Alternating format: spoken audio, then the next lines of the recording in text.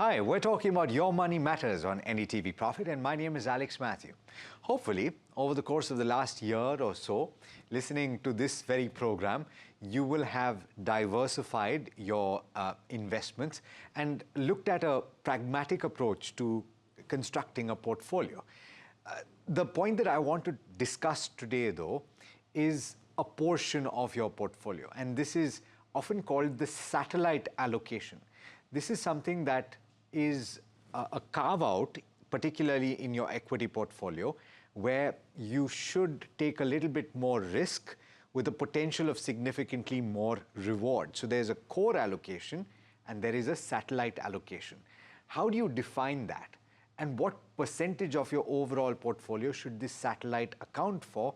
How do you construct it in today's environment? These are things that I would like to talk about today. And to help us through this conversation, we've joined today by Mohit, who's the co-founder, CEO of Moneyfront, as well as Vishal Dhawan, the founder and chief executive officer of Plan Ahead Wealth. So, gentlemen, let's start with, first of all, me thanking you for having taken the time. Thank you so much and good evening to you. But let's start with the definition of the satellite portfolio as it relates to an investment, and then we'll get into other nitty-gritties. Mohit, I'll start with you. Thank you, Alex. Always a pleasure to be on your show. So this is a part of a core conversation. It's not a part of our satellite talk, which we are having on the side. Yeah. And I think it's as much essential in our daily lives as it is in our portfolios. So basically, just to explain it in a very simplistic term, what we earn from our jobs every day is our salary, is our professional income, is our business income. But all of us have side hustles. It could be stock investing, it could be renting out something, it could be any other thing, right? So those are all our satellite strategies to try and beef up our income. Now, even from a portfolio perspective, something which is core to us, which is meant for our long-term corpus, long-term wealth creation, it could be long-term financial goals like your retirement, marriages, children's education, whatsoever. Those are your core. Those are the base. Those are the strategic allocations which you will perhaps build for a very long while.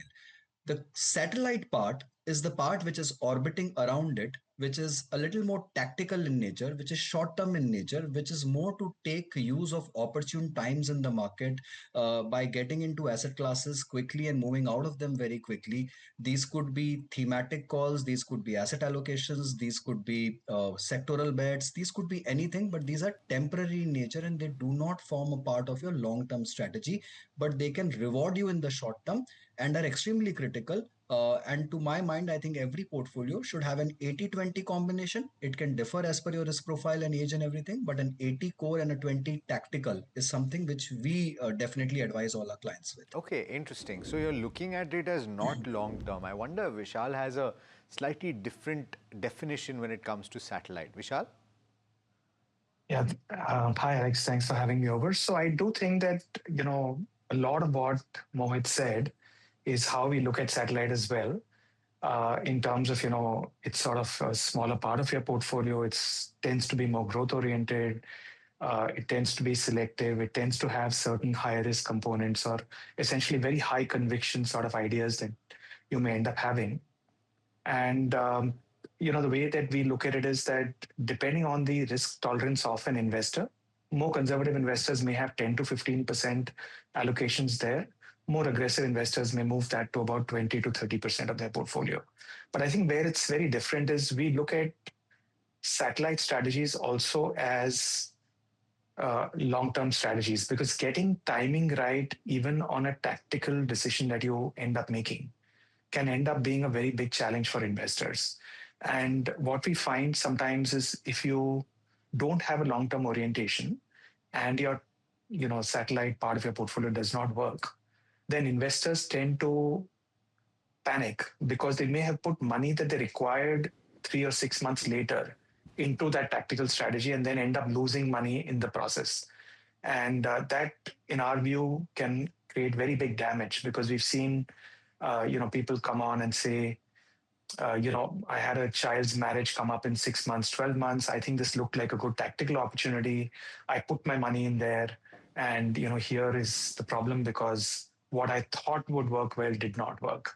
So we do think that it's important to be able to still use long-term thinking even when you're making tactical allocations to your satellite portfolio. I don't want to give Mohit the opportunity to refine that because, of course, when you say short term, when you say long term, it's all relative. So, what do you mean, Mohit, when you say short term? Are you saying from the context of equity investing, which in any case needs to be slightly longer term than everything else? Alex, so what I mean specifically is that tactical calls are meant to be moving in and moving out pretty quickly or swiftly, right? Let me take an example and kind of contextualize this. So today, let's say if for whatever reasons I'm bullish on banking and financial services as a sector, right? So I will try and get my clients into it. I will try and get my allocations in that sector to a slightly larger extent that what a normal mutual fund can allow me to, or what a normal allocation will allow me to be, right? So I'll go overweight that sector. Now that cycle might last 6 months, 1 year, 2 years, I don't know, but I will try and ride that cycle to the best of my intent and ability, and try and also make an exit from that cycle when I see that the cycle is nearing its peak or it's almost at its peak, right? And those could be calls which could be under metals, could be on commodities, could be on any other thing, could be stock specific, could be fund specific, right? So when I say short term, what I mean is the timing part of it has to be a little more swift than your strategic portfolios. Strategic portfolios are more aligned to investing styles and market cap allocations. So strategic portfolios would be maybe more divided between a mid, large, small cap, maybe more divided between a value style, a momentum, a growth style, a quality style, right? So those are more long term in nature, and I don't have to disturb the allocations out there. I just have to shuffle the funds there depending on underperformance or good performance, right? And, But in and tactical, I have to be quick. And quick question. So when you're saying strategic, and then we'll go to Vishal on what he thinks about allocation, but when you're saying strategic, this forms part of your core? Yes, strategic is my core portfolio. So that is perhaps more long term in nature. My tactical goals portfolio will align to my goals, but it will still be fast moving. It Understood. won't be like a 5-10 year kind of a Oh, thing. so that's very interesting because, and I think, gentlemen, this is so important because even with the both of you, you're looking at this satellite allocation very differently. So there's no necessarily one size fit all kind of a solution. We're providing people with options that they can consider taking up. But Mohit is speaking about 80-20 approach when he's talking about an equity portfolio. Vishal, I would like you to describe that as well, because you also said 10 to 15%, if I'm not mistaken, right, with regard to the satellite allocation. But I wanted to delve a little deeper to talk about overall allocations and how do you then look at satellite or tactical or strategic, however you want to call it, as a part of the whole.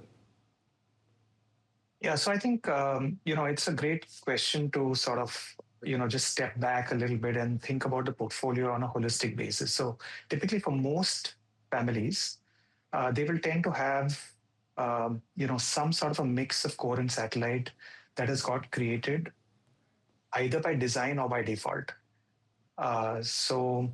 Very often we see that it's not necessarily thought through in terms of breaking up the portfolio into these buckets in the way that we might be defining it on the show. So for most people, you would tend to see that they would have between 50 and 70% of their financial assets portfolio in long-term assets, like equity, for example. And this would be the combination of core and satellite put together, within which you could decide how much you want to put to your core allocation and your satellite allocation.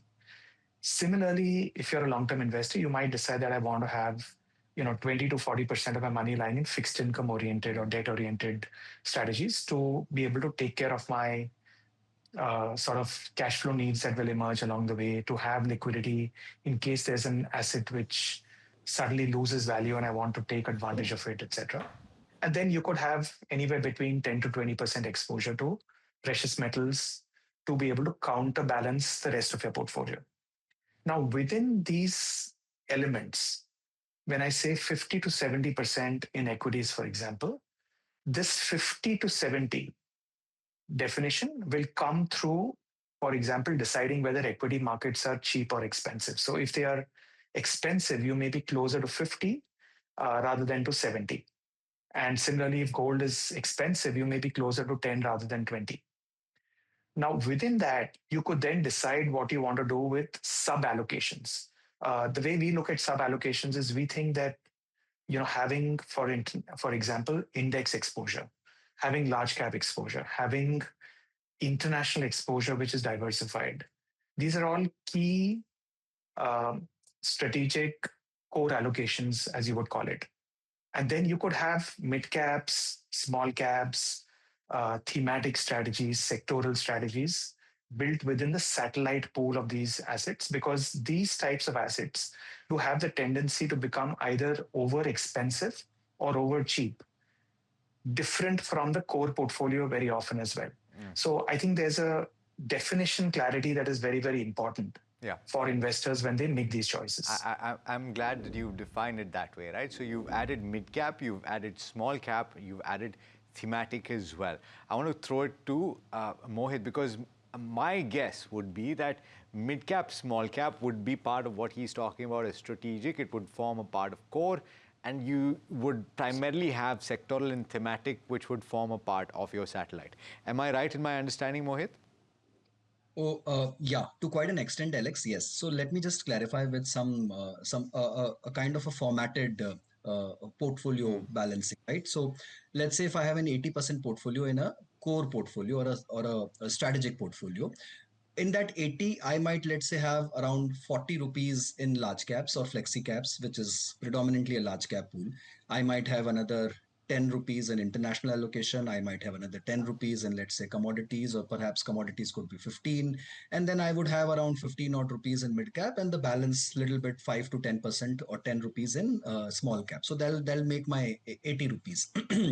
Predominantly, I have not totaled it up, but yeah, to certain extent, this is how I will allocate.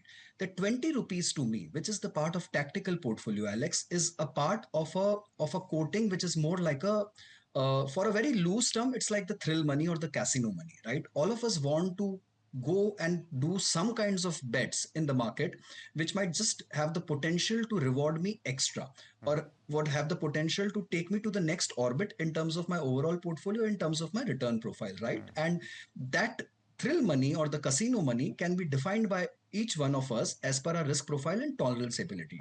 For someone with a very aggressive profile could be 20%. For someone with a very moderate profile could just be 5%. It could be zero. I might be an individual who would say that I just want a core strategic portfolio. I'm not interested in having any tactical calls in the market, right? So that's also fair. So with the 10, 20 rupees, now my allocation will always be going into sectors or themes which I think will play out well in next 6 months to a year or 2 years, right? That's how we kind of spin our portfolios. Let's say if we're pretty bullish on gold as a commodity right now, we'll perhaps go some overweight on gold. If we think there's a mid cap cycle which is just around the corner, though it is a part of my strategic portfolio, I will try and take some mid caps also. To answer you very specifically, I will try and get into some mid cap positions on the tactical side also, to kind of beef up my tactical play a little bit, right? So it need not always be sectoral thematic.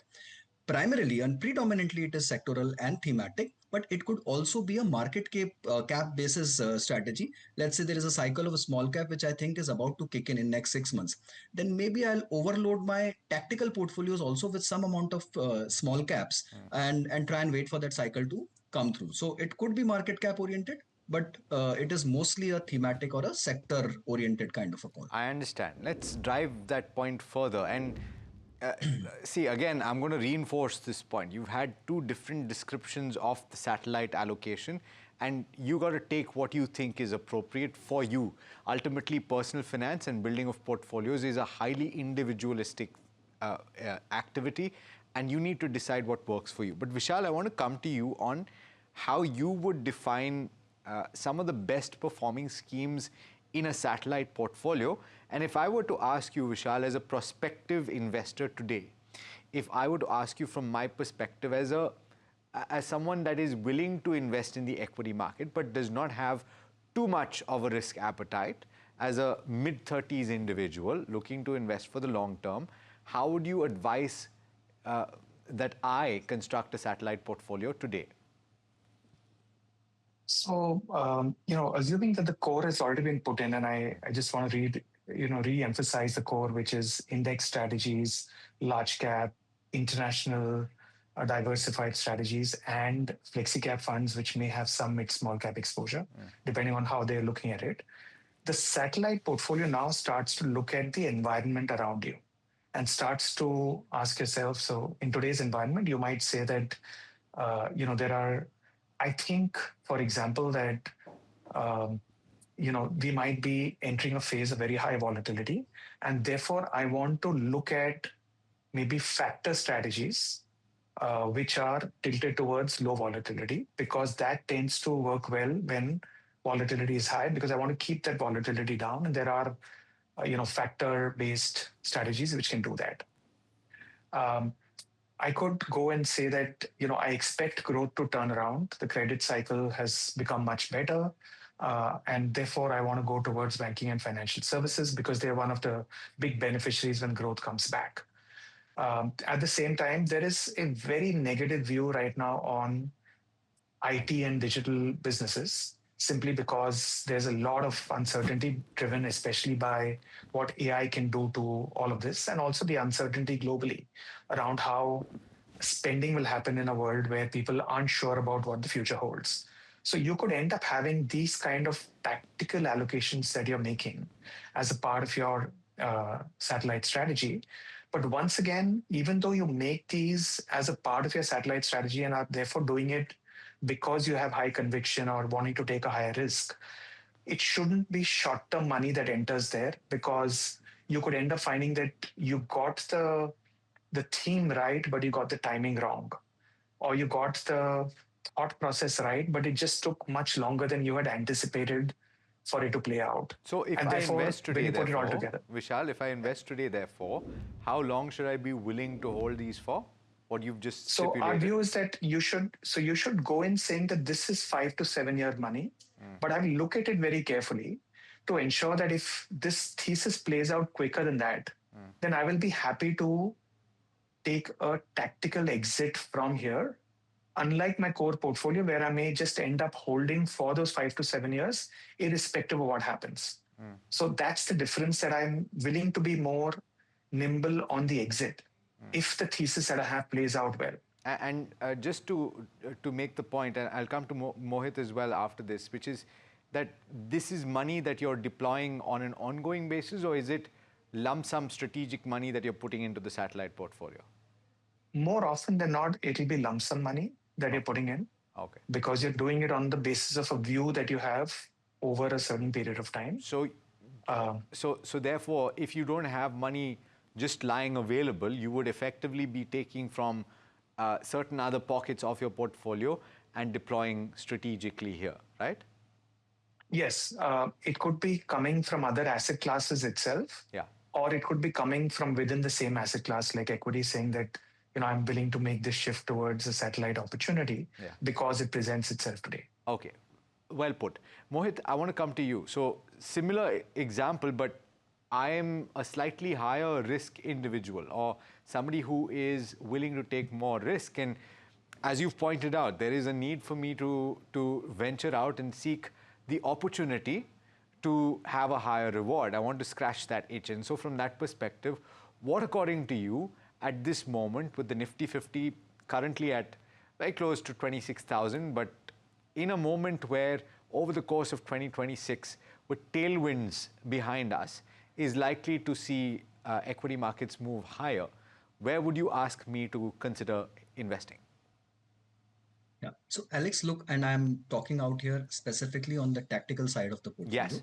And assumption here is that the investor has very well taken care of the strategic side. We typically ask all our investors to maintain two very different bank accounts and two very different pots, and not to intermix the two pots, and just continue with the two pots very separately.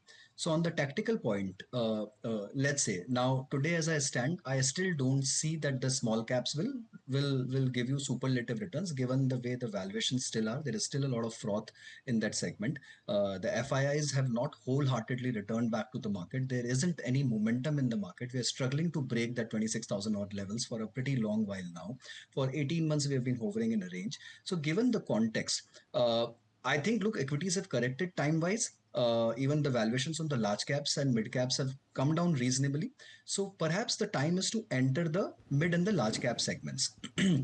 Out here, maybe a growth or a quality strategy works a little better. So I'll go towards a large mid cap combination with a style overlay of a growth and a quality. And maybe in 3 months' time, if the market is giving me signals, then I perhaps move or switch little to a momentum kind of a strategy in the market. So that will be my tactical play right now. I still continue to remain overweight and bullish on gold. So that is one of my tactical plays out now. And on a sectoral and thematic side, I'll build some portfolios on sectors and themes which I'm bullish on. So banking and financial services is especially one of those themes. So that will something which we will try and build in the portfolios. We're a little neutral to overweight on pharma as a sector right now. So perhaps that is the second theme which we'll try and build in our portfolios. So those are few things in place which we will also try and mix and match in your portfolio and try and build your tactical portfolio. Again, the whole idea for me in the tactical play is we will have a very calculated bet on both entry and exit. So it isn't something which we are willing to stick around for 2 3 odd years or maybe a little longer than that. The max duration for us is a year to 2 year kind of a cycle where we are looking, and specifically with that risk disclosure that this is some pot of money which you are willing to bet on with for some extra alpha which you can generate. So my proper disclaimer out here will be that investors should try this only with proper guidance and with proper advisors and not on Yeah. their own unless they are totally into the markets on the screen by themselves. Okay, that's fair. All right. So a slightly higher risk, higher reward strategy is being spoken about by Mohit.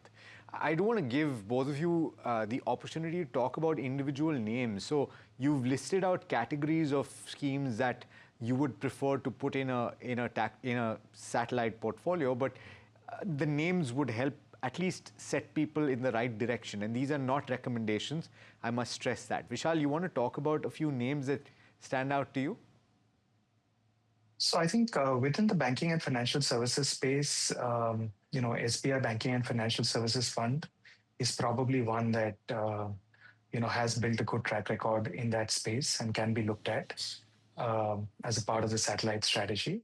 Within the digital space, there is one from Motilal Oswal, the Motilal Oswal Digital Fund. Here, you don't have a long track record, so it is going to be high risk because you're looking for opportunities getting created because a lot of those businesses are relatively newer themselves, and you're trying to get the opportunity to participate in businesses that are trying to disrupt traditional businesses through tech-enabled models. So those are two sort of opportunities that investors may look at. But again, like I mentioned, while it is part of a satellite portfolio, you need to be very, very mindful that the amount of exposure that you take is limited. Because one of the common mistakes we see around investing in satellites is that there is this confusion between what's core and satellite, and suddenly a disproportionately large exposure is taken into these kind of strategies. And when those don't work, the entire portfolio now starts to get impacted just because this thematic or satellite call did not work out well. Yeah, so that's one of the risks. Mohit, I'll ask you to name a few schemes and then talk about the risks as you see it and the mistakes that people make when they're constructing their satellite portfolios. Sure. So Alex, I think on the banking and financial services, we are kind of bullish on that segment per se. So out here, the choice would be a Nippon Banking and Financial Services Fund. That's number one. Number two, we are strategically still pretty bullish on gold. So out there, the choice would be any gold ETF or a gold fund, which could be an ABSL or an Access Gold Fund. Uh, Third would be we are systematically now getting bullish on the segment, which is 51st company by market cap to around 150th company by market cap. So if I combine that segment, then it is perhaps a large and mid cap fund or something in mid cap, which is a little more driven towards the top end of the mid cap segment. So maybe you go with a Nifty Next 50 out there on the second half of the large cap, or you go with a large and mid cap fund, which could be an Invesco large and mid cap fund. So those are a few of the choices. Again, it comes with a disclaimer that these could be temporary choices. These could revolve around with the shifts in market cycles, with economic cycles, with macroeconomic factors, right? And perhaps dynamically, we can also increase and decrease the allocations made in each of these themes. So that is also pretty dynamic, depending on where we see more meat. One sector which I missed out was pharma and healthcare. That also comes into our list, and that's also a part of our reco list. So out there, it could be an ABSL pharma fund or Yeah. a healthcare fund. Yeah. A- So And, those are few things. and 30 seconds. I know there's not too much time, but we're running out of time, Mohit. What are the mistakes that you see people making? Look, going overboard on these things and getting drawn into a frenzied thing, or getting a part of the FOMO cycle and just trying and investing everything into everywhere, right? You can't be catching all the nice things in the world. You have to let some things pass by. I think that's the whole mantra. You have to be more passing by good things and just trying and holding on those one or two which you are extremely confident of. In tactical, I think it is absolutely necessary to let go of things and just hold on to those absolute conviction ideas where you are pretty sure, and with your downside where you have calculated your downside and you know this is my ceiling and this is my floor, right? So that has to be that one has to be absolutely aware of that. Yeah, well, if you think of your portfolio as Szechuan fried rice and you think of the Szechuan as your equity, then if you douse your portfolio with Szechuan, it's not going to taste very good, is it? Gentlemen, thanks so much for taking the time. Pleasure speaking with you. Thank you so much.